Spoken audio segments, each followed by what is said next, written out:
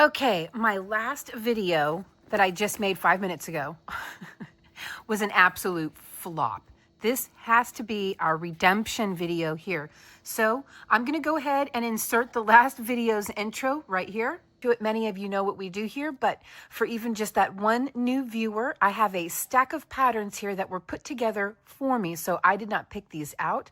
Titles and images, if images exist, have been removed. They are separate from the pile. They exist. I just don't have them with me. So far, we've predominantly just been working out of the 1840s. With these patterns, any stitch terms, modern stitch terms that you know, specifically US stitch terms, throw them out the door because they don't count here. For example, you would think that this was a yarn over 3 times. No, this is a Victorian era UK double crochet. This is not what we know. None of these stitch terms are going to be familiar to what you know today as a modern US crocheter.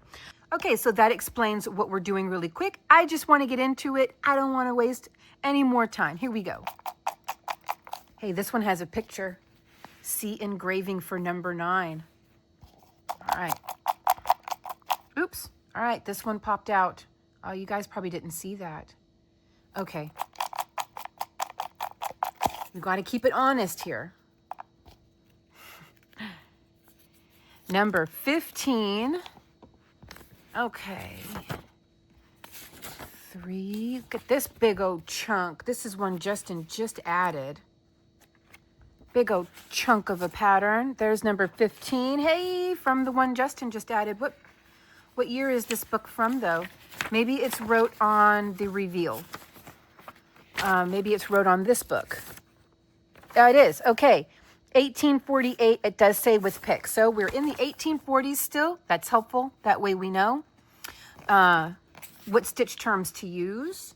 And we will be using our 1840s stitch terms. Okay. Boar's head cotton number 22. Make a chain 6 inches long, first row. Okay, so what I've decided to do, whenever it says boar's head cotton number 22 or 30 something or 16, if it's in the 20s, I'm just going to use a size 20 cotton. So let me go get a size. Well, but a lot of people have been asking to use a thicker thread so they can see it a little easier. So I'll use something a little bit thicker than that. Okay. All right, so it says here, make a chain 6 inches long. Long crochet into every chain stitch. A long crochet is a double crochet. Ready?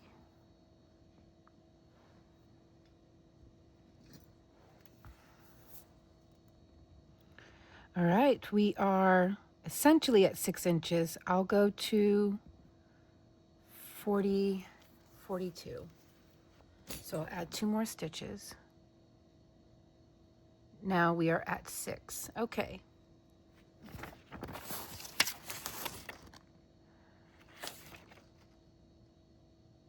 All right. Long crochet into every stitch. 1, 2. I'll do 3 this time.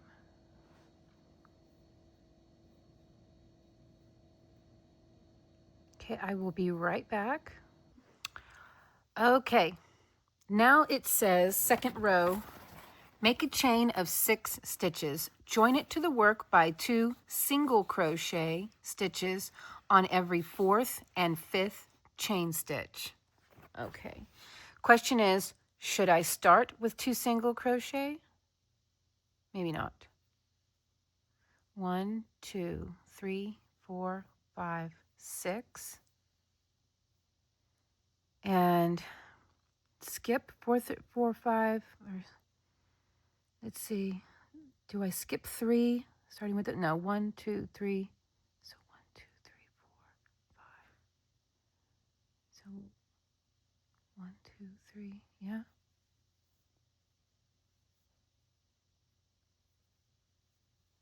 One and 2 on the 4th and 5th stitch. Okay, and then repeat. 2, 3, 4, 5, 6. 1, 2, 3, 4, and 5. 1, 2, 3, 4, 5, 6. 1, 2, 3, 4, and 5. Okay, so since I ended with the chain 6, skip 3, 1 single crochet into the last stitch, I went back to the beginning and started with 1 single crochet and then the chain 6, just so that everything is matchy-matchy. Okay. Third row, make a chain of 6 and join it to the center of the chain in the last row with the 2 double crochet stitches. And fourth row, same as the last. So the next 2 rows, I'll work those off camera.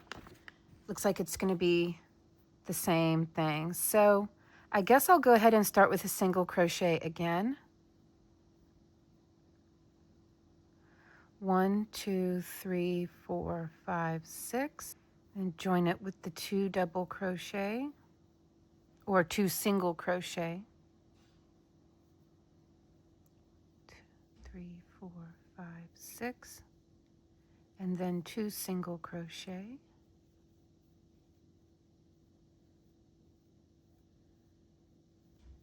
Okay, so I'm going to work this row and the next row just like this. And here we go. I will be right back. Okay, now we're ready for the 5th row. Make a chain of 4, join it as in the last row. So in the middle of the chain with 2 single crochets to the center chains of the former rows. Okay.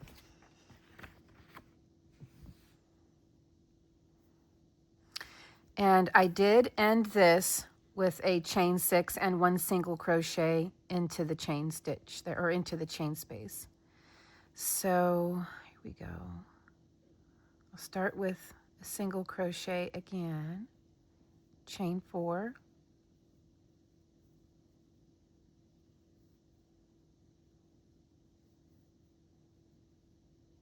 one, 2, 3, 4.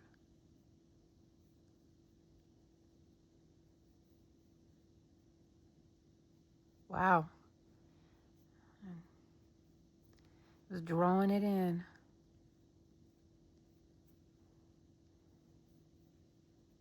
Okay.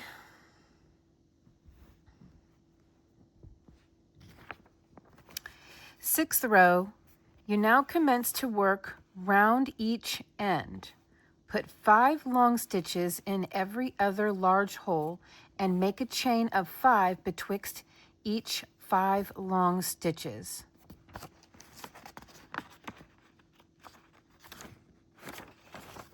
Okay, so we're going to work round each end, so we're working down along the bottom too. Oh, I don't understand. Maybe the next row will help. Put 5 long stitches into each hole and a single long stitch into the center of the 5 close ones in the last row. Make a chain of 2 betwixt the single long stitch. And I agree with you, we need to bring betwixt back. The single long stitch. Okay, put a long stitch into every other chain stitch. Same as the last. 2 long stitches in the hole betwixt the 4 closed. All right, that didn't clear up a whole lot. I still don't know if we're working all around because it says to work round each end. That tells me to work like this. I do not know what to do. Let me think about this for a minute. Okay, what if I meant to work down the side and then turn and work down the other side? What do you think? I have an idea.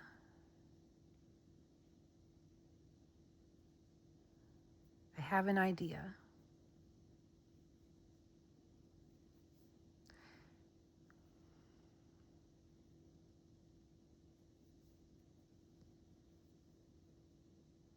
Probably, I don't know. I just have an idea. Maybe you see where I'm going with this, maybe not.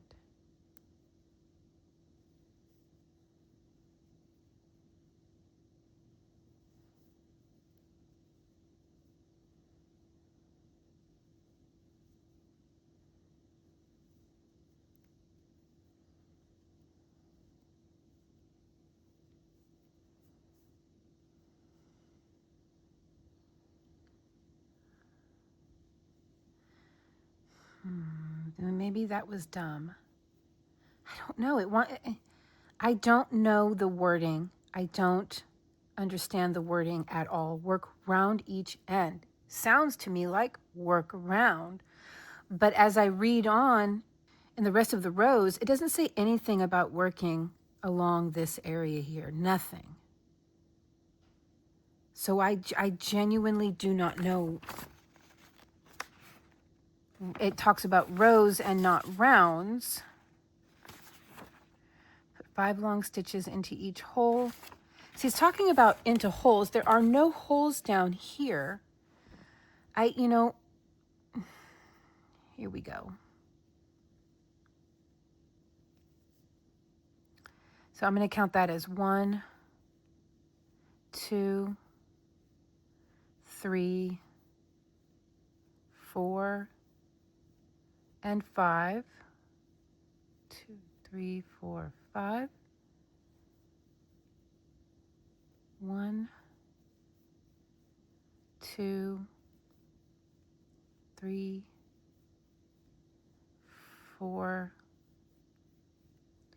5. Okay, I'm going to work this all the way to the end and just not drive myself crazy with it anymore. I do not know what they mean about round each end. I know what it sounds like it should mean, work around the end. My idea was to slip stitch over and start working like this, thinking maybe it's a collar and they want the ends rounded. I don't know. So I'm just going to keep working the pattern as it's written ish, because I don't know what I can't envision what they want. If I had an image, or if I at least knew what the item was, I could better judge what I need to do. But since I don't, I'm working this blindly. I'm just going to go for it. So I'll be right back. Okay, so what I did is I undid my work that I had just showed you. I went back and I did go ahead and slip stitch just to this point right here because it's a hole. So I slip stitched all the way down to this point right here where I have this chain 3 to start my first double crochet. Then I did 4 more into this hole. Then I chained 5 and did 5 into this corner hole. And I'm going to do that down here on this end as well. So now you can picture it.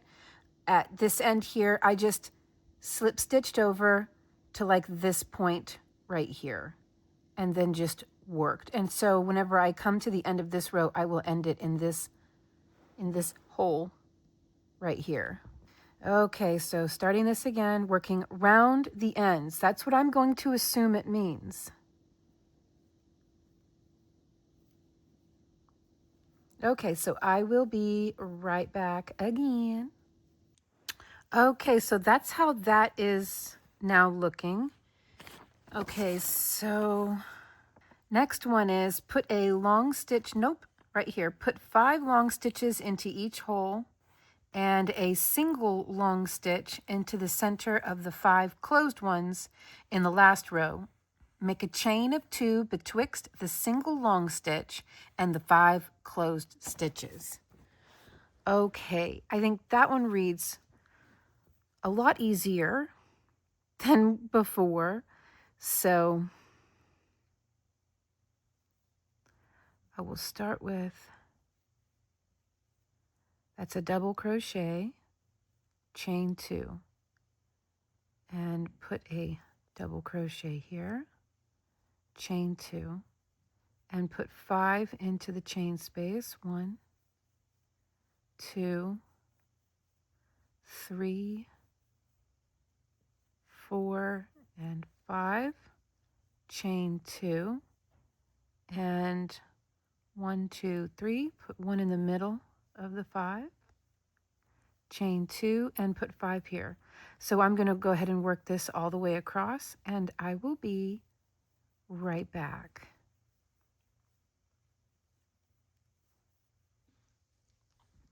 Okay, so now let's go ahead and move on to 8th row.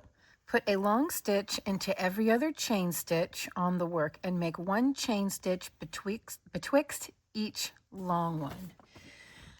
And then it says 9th row, same as last. So we're going to do 2 rows the same.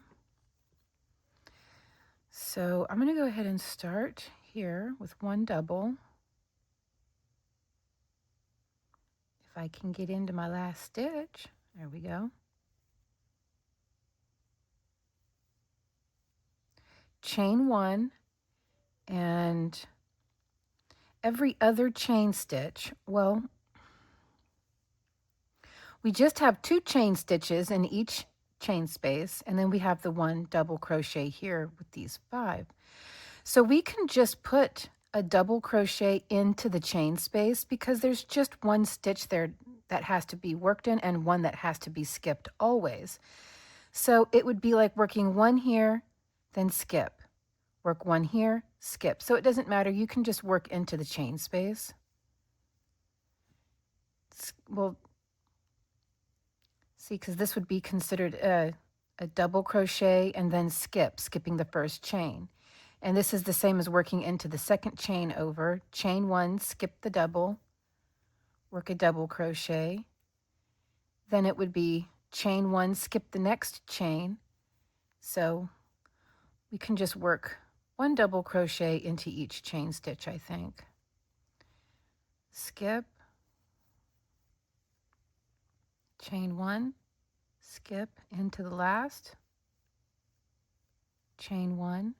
We would be skipping the first chain, but we're just going to go ahead and work into the chain space because the second chain would need to be worked into, and it's all kind of the same whenever it's just 2 chains. Oops. So then we would skip the double and go into the chain space, skip the next chain and go into the first double. Okay, so I'm going to work this all the way to the end, and then I'm going to work a second row of it. So I will be right back. Okay, so here is where we're at now. It's kind of getting ruffly. And that is just the 2 rows. And I did work the second row into the chain space of the first row. So let's see here. Now we have make a chain of 6, join it to every other stitch in the last row. I think I'll start with a single crochet. 1, 2, 3, 4, 5, 6. Join it to every other stitch. Now, in recent patterns, when they say every other stitch, sometimes they mean every single stitch. We learned that in 2 other patterns. And sometimes they mean every other stitch. But I think if they wanted us to skip a stitch, they would have said so. So, and they're not saying to work into the top of the long, and they're not saying to work into the chain. So this is where you have to just go for it and hope it works out. So I'm going to go into the top of the double crochets into every stitch, I'm assuming. So, I mean, I will be skipping over the chain 1 spaces.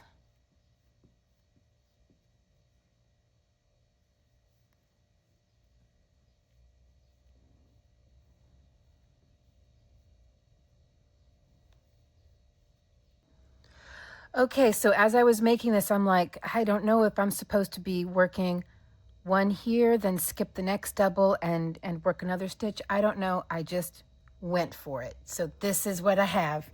Your idea, your interpretation may be different, and I think that's fine. Everything doesn't have to be exactly the same.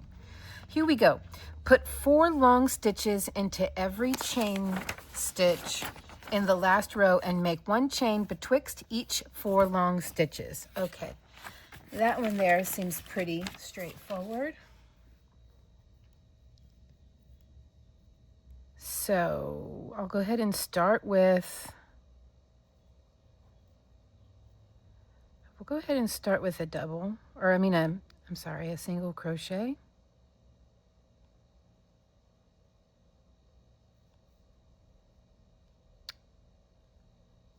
There we go.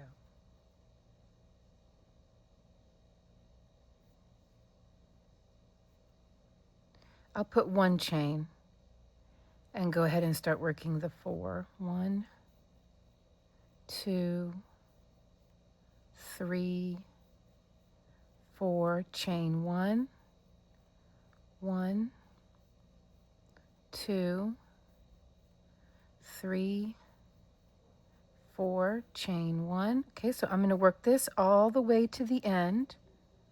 I will be right back.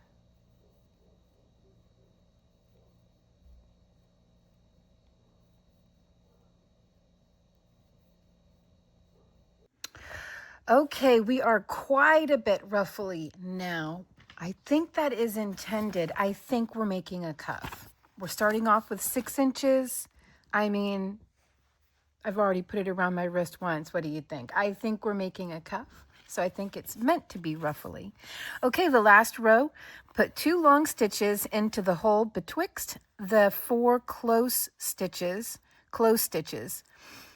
in the last row, and make a chain of 4 betwixt each 2 long stitches. Then we will see what it is. I think it's a cuff. Now, I've made a cuff twice before on this channel, so I am recognizing some of the DNA of a cuff. So here's what I'm going to do. I think I'm going to start off with just 1 double crochet here, and then 4 chains, and then start working 2 double crochet betwixt the 4.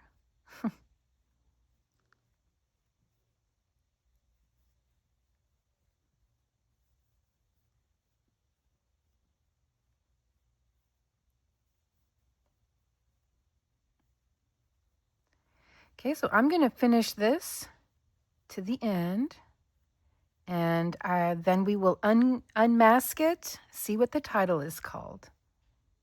I really kind of want to see this worked in the fine thread it was intended. I really do. Okay, here we go. I'll see you when I get down to the end. Okay, I just tried it on, and I gotta tell you, I don't know that I comprehended the round the corner thing part. I just went for it. The wording didn't make a whole lot of sense to me. So these are too big. These make it too big. This is the part right here that would go around the wrist. And you can already see, unless, see, I'm not 100% familiar with all of the different styles and ways of wearing things in the 1840s. So perhaps this part was meant to be like folded up, and buttoned, or maybe this comes open here and this comes open here. And so you get sort of an opening like that. I mean, 1840s is pretty close to the 1700s. This almost looks like something that would have been popular more in the 1700s. Having sort of, it would be easier if I just used both my hands. And let's see here. How would I go about doing that? Right here, let me just pin these. I really want to see this made in the intended thread size. I think I'm going to make this in the intended thread size before I jump off this video.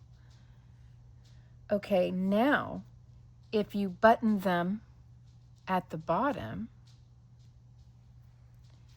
you would have something that looks like a butterfly on top, or it would be quite flared out at the bottom, like that. I wish I had a button on it, so I didn't have to hold it. There, you can kind of see. See what I mean by how this looks a little more 1700s, but 1840, I mean, we're 40 years out of the 1700s. So, maybe this is a way that they meant.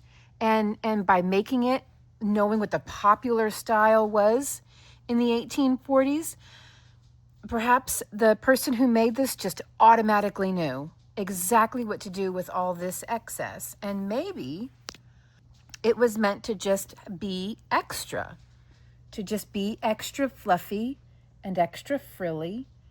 And maybe, now certainly this was intended to be sewn onto the end of your sleeve. Maybe you wear the frilly part off to the side, you know? I'm really trying to understand.